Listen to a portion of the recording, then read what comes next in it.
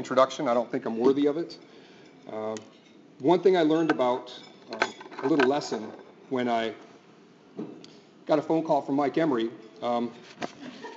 Yeah, laughter. Well, I wish I could have laughed.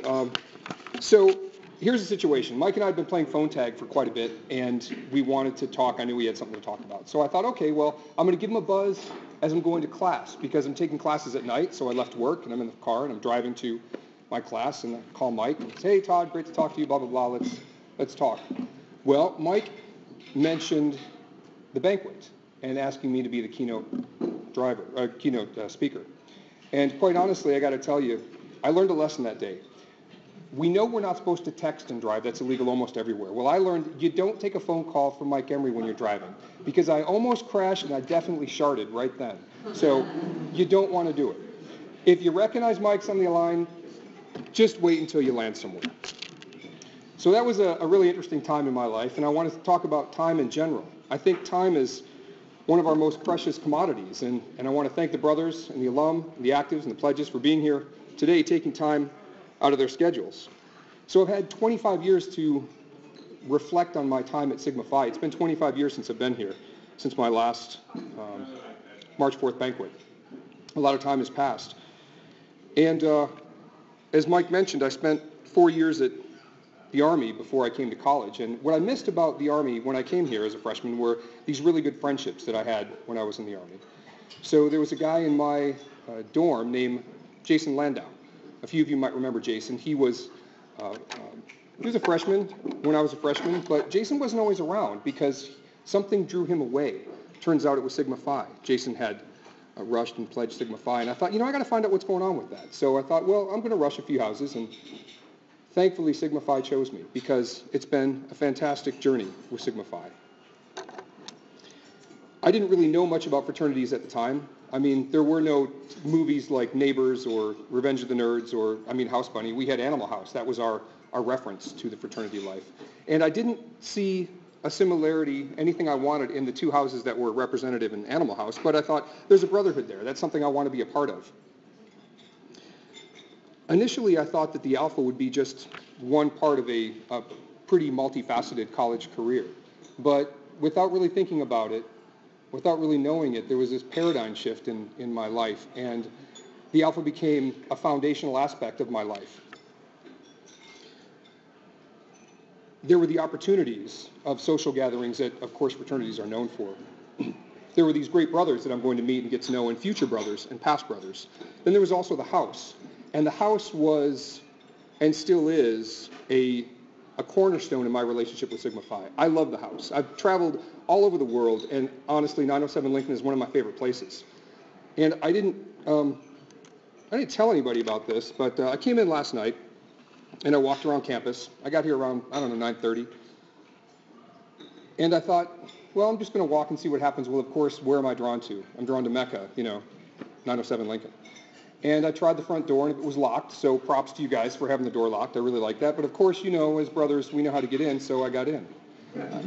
I came in through one place that we used when I was here. And I'm sure brothers have been using it and will continue. So go in the door, and I walk downstairs immediately.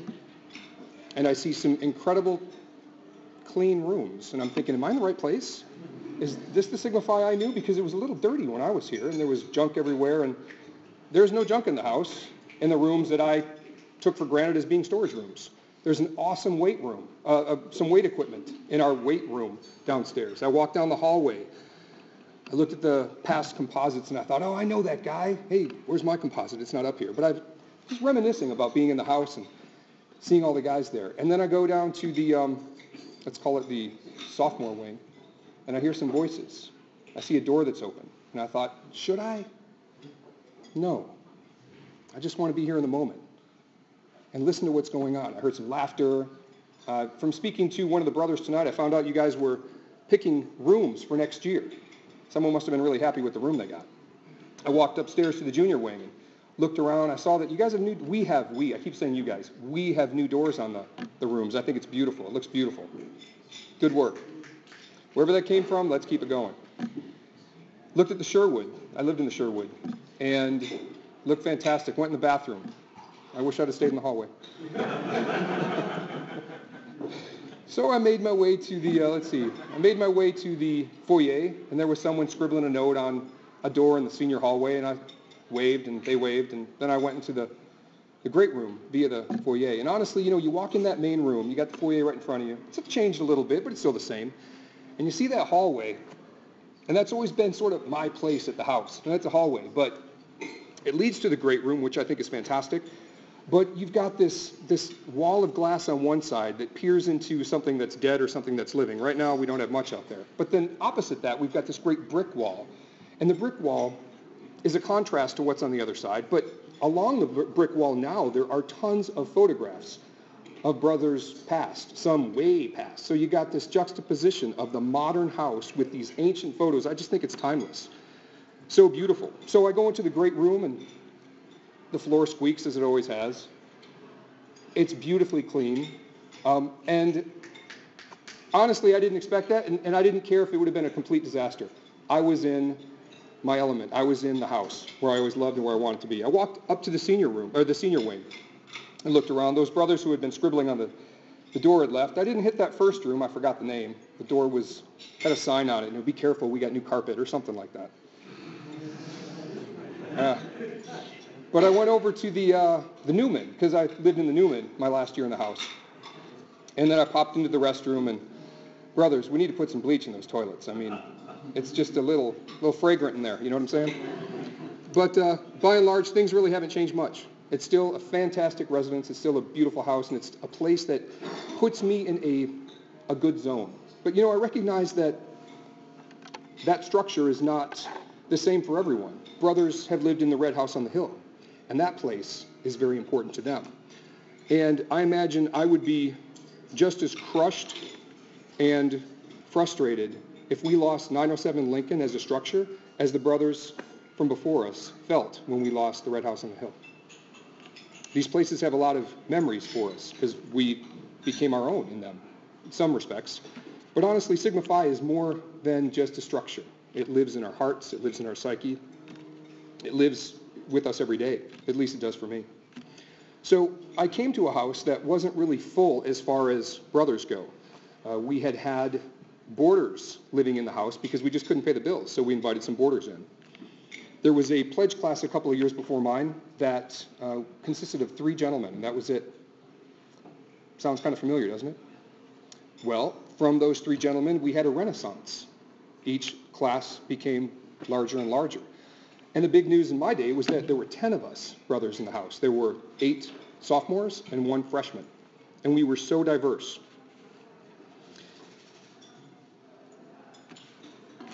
Got to turn the page.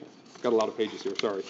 As a pledge, I was the oldest brother in the house, and yet I felt like such a novice. I walk in and I'm meeting people after I've become a pledge and after I've initiated, and I see brothers with deep philosophical differences living with each other.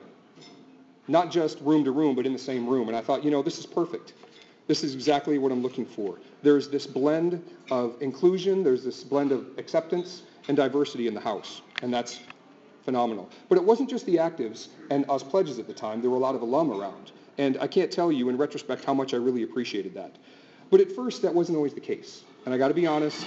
I mean, I'm an alum now, so I imagine the same thing.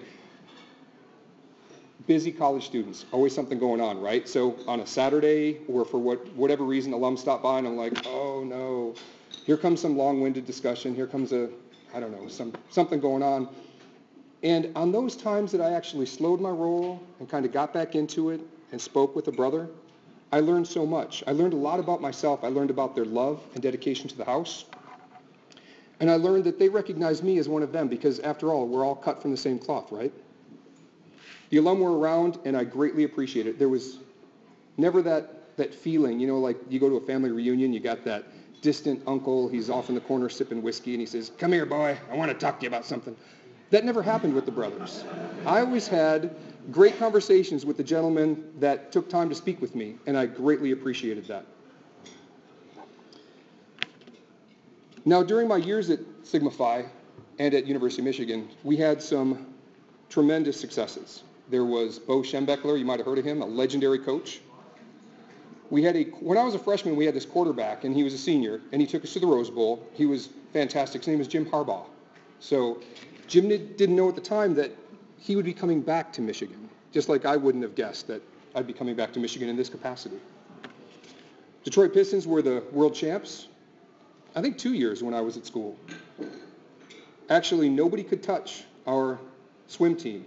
The swim team at Big Ten was powerhouse, not just for the Big Ten, but for the entire nation.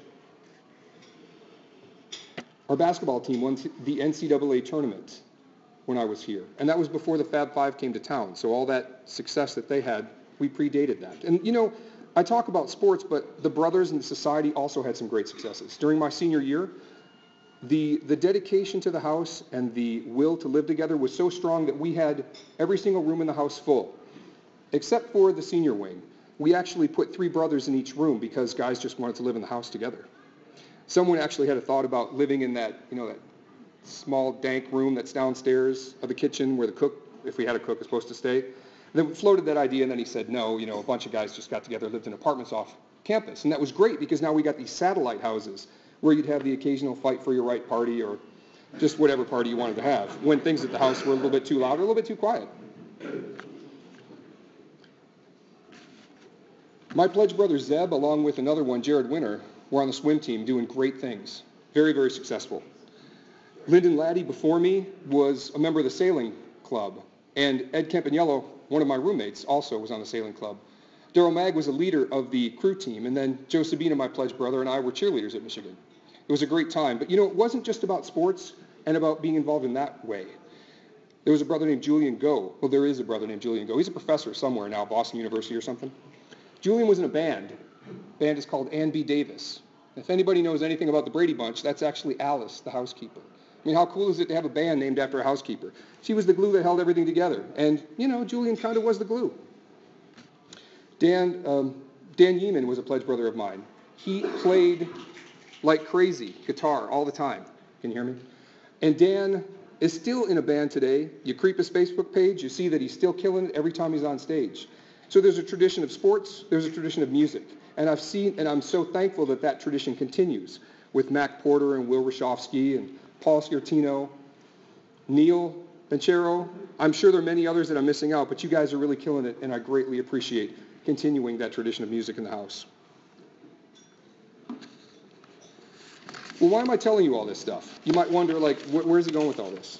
Well, you know, I think it's really important to know the history of the brothers. I see some of you getting a little tired out there, so I'll try and make this fast. But some cultures have this great tradition of an oral history where you talk about the past and you bring it into the present and the future. It keeps this continuity. It makes things from way back when seem real because, oh yeah, I'm going through that experience now. A brother back in the 70s or the 60s or the 80s, he went through that same experience. I think each of us has had complex and thought-provoking and pretty personal perspectives of our time at Sigma Phi and the events that shaped us at the time.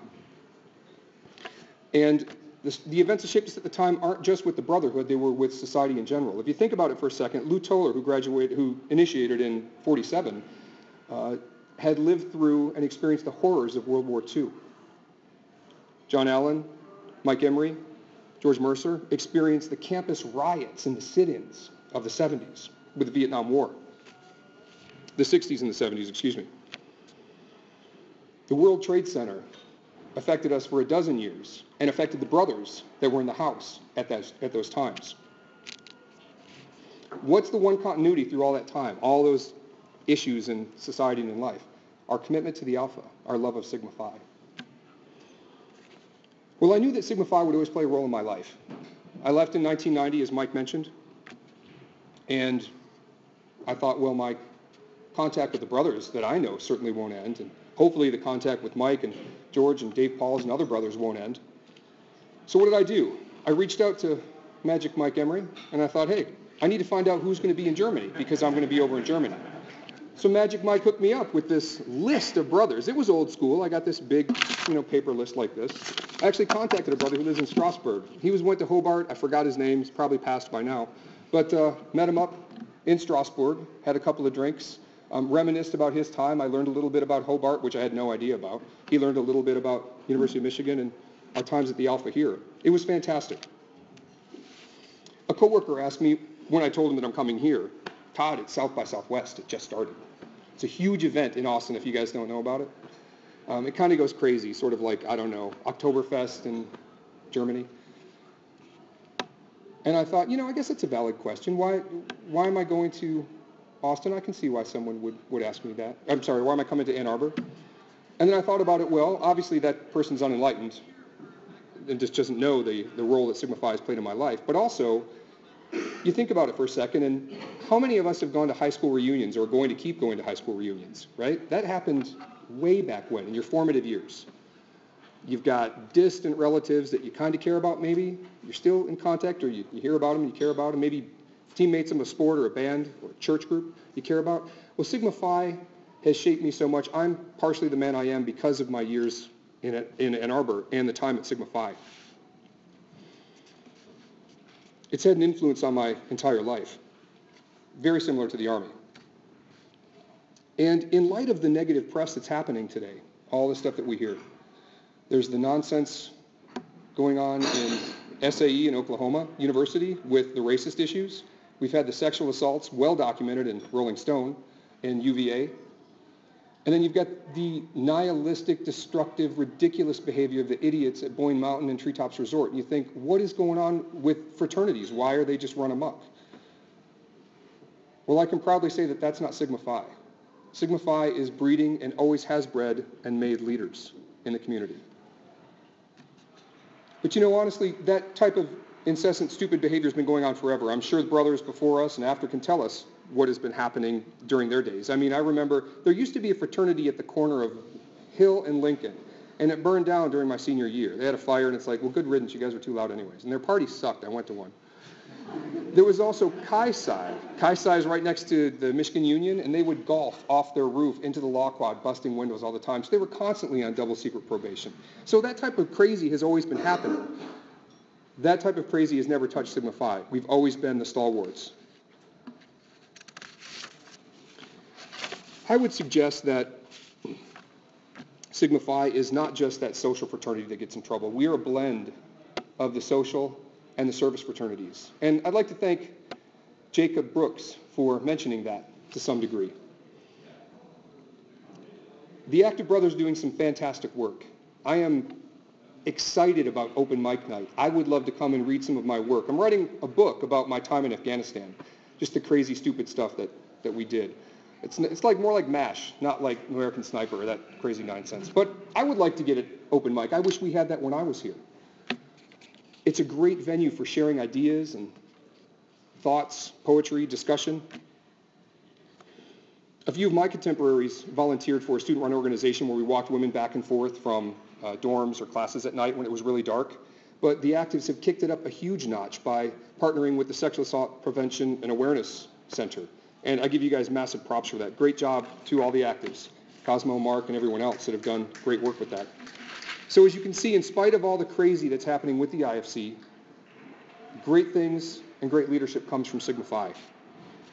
So what's the future of the Alpha of Michigan, you might ask, in light of all the things that have been going on in the national spotlight with fraternities? As a brotherhood, we've experienced some tremendous years, and we've made some great friendships. But if you think about it, like any living, breathing organism, Sigma Phi needs some attention and some TLC. There are great things to come, and in my utopian view, great things will come with the active support of the alum and the actives in the house. Take the Flame, for instance. I think that we need to be in touch with each other, and we are with social media, but I use the Flame to contact different brothers. There was Josh Jolakowski wrote an article, so I contacted him, and we had a great discussion. Mike had twisted someone's arm into going to a convention, and I got to talk to that brother about his experience there after he had written in the Flame. So the Flame is a great venue. There's a gentleman, and I don't know if Lou Toller will remember him. His name is Russ Vance. Russ initiated in 1950, and I contacted him via the Flame. Russ lives in Montana now, and he couldn't be here. I asked him to come, but he said it's too long of a drive for him. Just couldn't make it. But Russ tells me our tradition of music predates any of us because he played drums in a band in the 40s. And, like drummers nowadays, you play your set, you go party, you go drink. Poor Russ was the designated driver. He wasn't a drinker. So instead of going out and partying, he was the responsible guy. So responsibility, leadership happened well beyond times that I knew of. So the future of Sigma Phi, I guess that depends on all of us in here and our brothers that we know outside of here. I suggest that we need not limit our involvement to our time at the university in Ann Arbor. I mean, some brothers, for whatever reason, may dip in for a couple of years and do their time at Sigma Phi, and then they bounce out like a highly touted basketball player from high school who comes in and then goes pro. Now, I know that none of us do that here. I think that we have demonstrated that we keep contributing, and we want to contribute because the society means so much to us. So I ask us in the room, and by extension everyone that we know, how about we all try to keep a little skin in the game, so to speak. We already got some. Just scratch out a little time for Sigma Phi in your everyday life, be it whatever it could be, whatever you have time to. Now, I know I'm preaching to the choir because we are here honoring the thrice illustrious and the traditions of brotherhood. But I believe that there's a large resource of untapped silent brothers, our brothers, out there. Each one's engulfed in the exigencies of his own life. And he wants to contribute, but he really doesn't know how. It seems like the further removed from Ann Arbor you become, the easier it is to loosen those ties. But it doesn't take much to really bring those ties closer, make them tighter. Give those brothers that you're in contact with just a little nudge. See if they wouldn't mind coming to a March 4th event or participate in a swing or pass on information that a pledge trainer would know that we did back then. A great tradition of throwing a wet napkin at a young Sigma Phi brother that John Allen brought up is fantastic. A tradition that none of us would have thought of. There's a lot of history in our brotherhood that we can bring in and make a part of today. I love the fact that Brother Albert Muzarieta posted in Facebook what some of the active brothers are looking to gain just through networking. I suggest that networking is what will help us grow the brotherhood and keep us strong.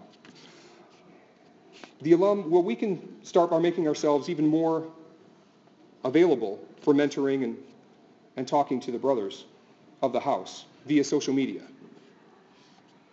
Urge that silent brother on to participate. Everyone can use counsel when looking for a job or advice on a new city or whether or not this class will help me with my degree.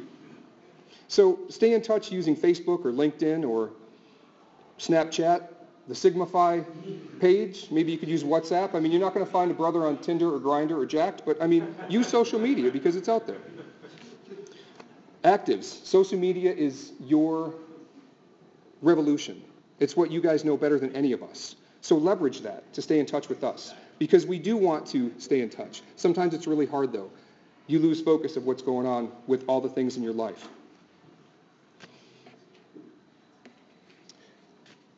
Although the norms of college life might have changed a bit, as Jacob mentioned, the house has changed.